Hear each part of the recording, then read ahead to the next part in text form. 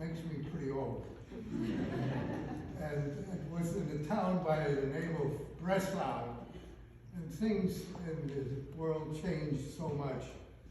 That town of Breslau you can't find anymore on the map, because after World War II, it became Wrocław, Poland. And what happened there had happened to my parents, because they were in separate places, born in areas near what was called Posen. And after World War I, it became Poznan, it became Poland. So Poland was moved from all the way towards the west from the east. It was a moving target. And it was the place where World War II started. But getting back to me, my parents were doing very well when I was born, and they had a sporting goods store, and then they had a live-in maid. That is what the middle class in Germany was able to do. She lived right in our apartment, and then when I came along, they hired another girl to take care of me. So they really had nothing to do except work. Well, in a way, they took care of me as well. Anyway, when it came to the word Nazi, I heard that when I was probably 5 or 6 years old, and I understood already at that point these were not going to be my friends. It happened that one of my uncles in another town by the name of Chemnitz had been caught by some stormtroopers on the streets, and they found out he was a Jew, and because he was a Jew, they killed him, just like that. Nothing much was done about it, and of course, the parents don't talk to a 5-year-old to explain things like that, but the 5-year-old listens, and he heard the parents and others talk about this killing, and that it was the Nazis who did it. So it was in an early age that I understood Nazis were not my friends. And that was reinforced in 1932, when I looked out of the window of my apartment across the street was a finance office. And somehow that finance office drew protesters. Like, you know, protesters happen all over the place.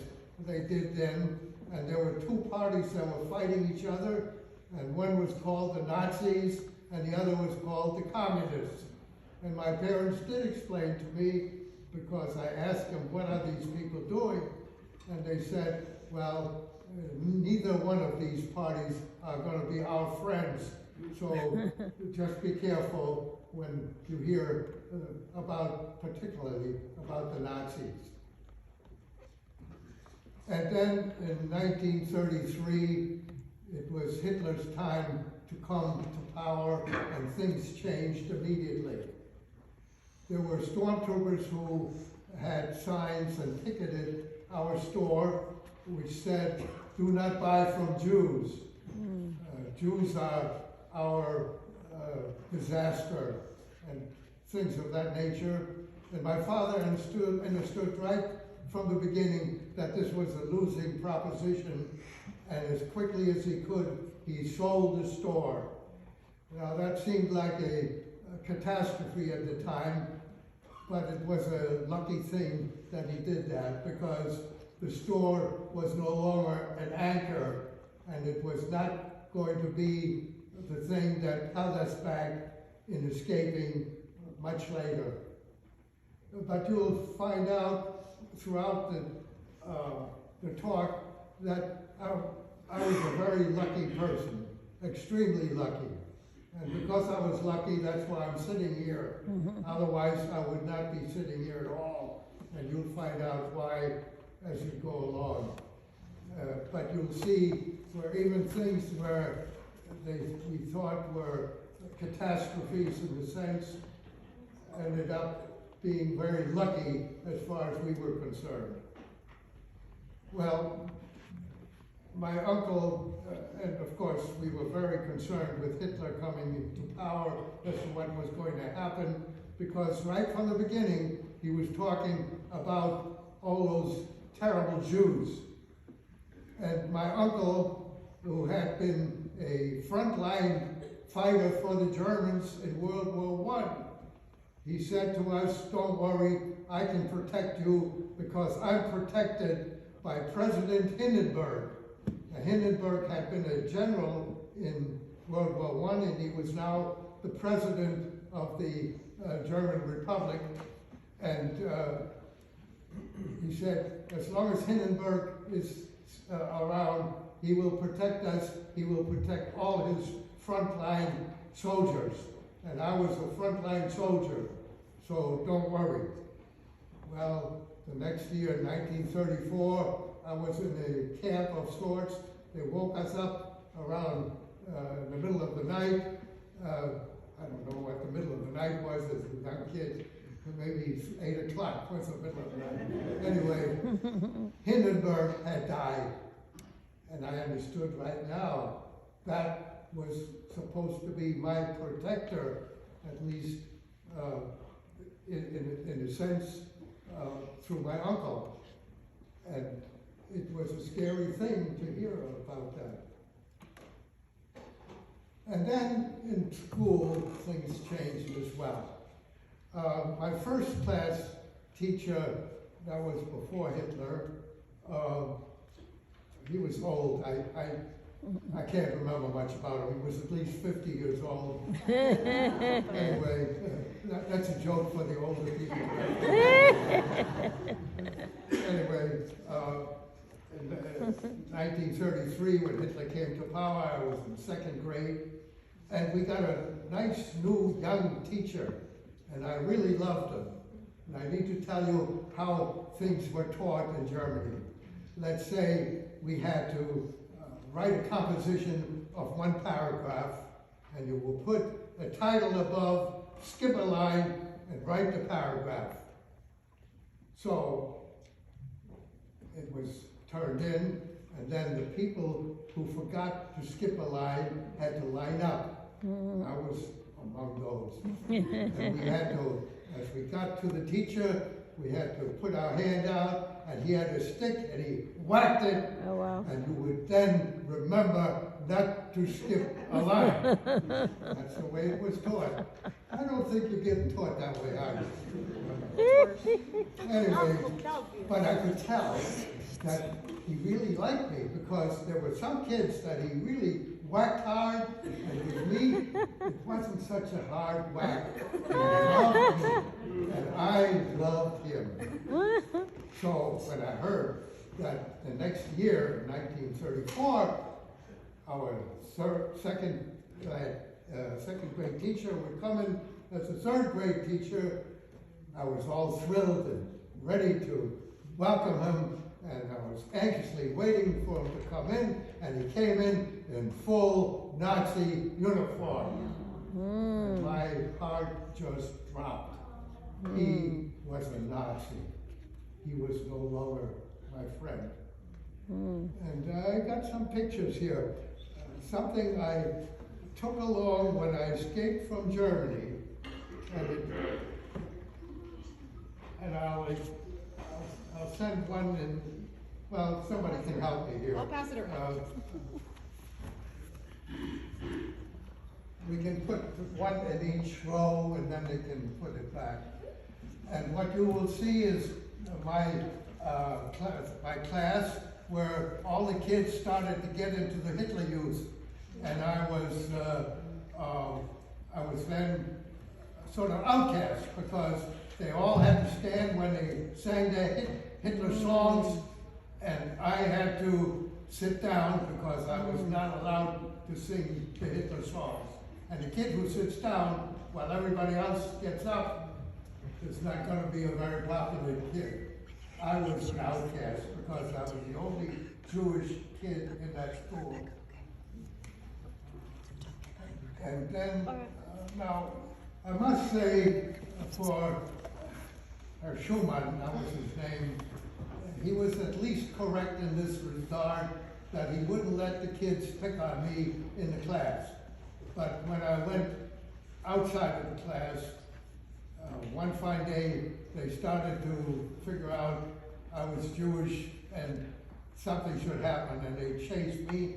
But I was a very good runner, and I evaded them. And I got to home, and I told my parents, and they said, this has to change. And they placed me in the Jewish public school. And the second picture that you see is in the 4th and 5th grade, and in the 6th grade. I was certainly much more comfortable in the Jewish school than I was in the public school. But it was a difference. And the difference carried on all through our life. We were in good shape inside our Jewish community, but the minute we were outside the community, it was not comfortable at all. And for example, in 1935, the laws were passed that segregated the Jews from the other Germans. And our maid, whose name was Bertha, we had to let her go because she was German and she could not work for Jews. Germans were not allowed to work for Jews. And Bertha, who was like almost a second mother to me, had to be let go. But I had been disillusioned by Bertha just a little bit because a year prior, it was said that Hitler came to town to Breslau. And Bertha wanted to see Hitler. And she had me in tow. And she said, "You coming with me?" And she instructed me when Hitler came, I was to raise my hand and yell like everybody else, "Heil Hitler!" Well, I said, "I'm not allowed to. I'm Jewish. I'm not allowed to say Heil Hitler." She said, "You just do what I told you." And I was in the group on the street waiting for Hitler, and I was real scared because I thought maybe some of my classmates, the German ones, would see me and turn me in because I was not allowed to say Heil Hitler. And then Hitler came in his convertible, and the people went wild. "Sieg Heil! Sieg Heil! Sieg Heil!" They were yelling, "Victory Hail! Victory Hail!" And they were giving the Heil Hitler salute. And what did I do? I gave the Heil Hitler salute, looking around very carefully, but I didn't say Sieg Heil, and I didn't say Heil Hitler. That was my protest. And I didn't tell my parents. I never knew. But when Bertha had to leave, that was still back in my mind, and it wasn't as traumatic as it would have been without that incident. Well, things went along in Germany, and things got worse and worse. And the German Jews were always in an optimistic mode, you might say, because when things got worse, they said, well, it can't get any worse than that. And of course it did. So by 1938, my father had run out of money, and he had to do something else because he knew he could not support his family. And 1938 was the year of my bar mitzvah. And I had my bar mitzvah, I was 13, in August of 1938, and I got a BMW bicycle, my first bicycle. Boy, was I happy and proud. And then I got, good knows, I don't know how many pen and pencil sets that I received because people didn't know what else to give me. And many other presents, certainly lots of things to eat. Anyway, I was very happy. But right after the bar mitzvah, my father said, I will have to depart on a visitor's visa to go to the United States because I got some distant relatives there, and I will try to get an affidavit from them so we can emigrate to the United States. Now, an affidavit is a document whoever issues it assures the United States government that the people that he's issuing them to will never become a burden to the state. So he has to have enough money to support the person or persons that he gives the affidavit to. And my father ended up in the United States and rode back. He found his relatives, but there was a depression in the United States, which meant economically everybody had a hard time. And they didn't have the money to sign that affidavit. Now that seemed like another catastrophe, but it wasn't, because he had to stay longer to see if he could find somebody else to give him an affidavit, not a relative, but some stranger perhaps. So he stayed longer, and because he stayed longer, he missed what happened at our house.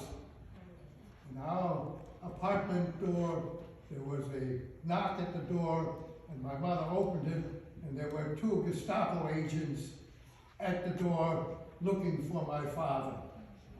And she told them that he was on an international business trip, and she was instructed that the minute he came back, he was to report to Gestapo headquarters.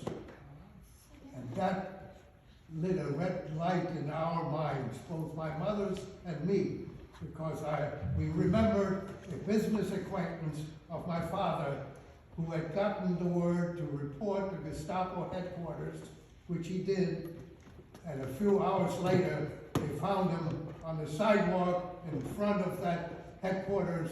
He had either jumped or had been pushed out of a 3rd store window. We never knew what, but we knew what happened to him.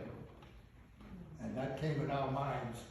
And my mother immediately wrote in a sort of a hidden way that he better not come back because he would be arrested. And then a day later, a British lady came to our door, and she had an official document that said that we had to provide her with a bedroom. Well, of course, we did to do that, but my mother told me, be careful now what you say to me in this house, because this woman is a Gestapo informant. So I was very careful. And it was all in line with what my parents had told me all along in these years as we got towards 1938. Wherever we went outside of our community, they would always caution me, behave, behave, behave. Never make a scene. Never make a scene. Never make us prominent in front of the Germans. Well, I understood all that. And then my mother said, if we have to have a talk, we'll do it outside. And it was at one point that she said, let's go for a walk. I knew something was going to happen. And she turned to me and she said, should we go? I knew immediately what that meant. We were going to flee. And it wasn't an easy question for me because within the Jewish community, I had a very comfortable life. I was on the soccer team. I had a good position on the team. I was one of the forward people on the team. They called them the Stürmer. And I was in that position. And all my friends were Jewish. And I had a lot of friends. And there were a lot of them with the name of Cohen.